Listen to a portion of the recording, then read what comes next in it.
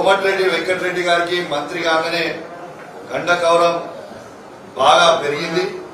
ఆయన మంత్రిలాగా మాట్లాడతలేడు, ఒక మూర్ఖుల్లాగా మాట్లాడుతూ ఉన్నాడు. నిన్న హరీష్ రావు గారిని విమర్శించిన తీరు చూస్తుంటే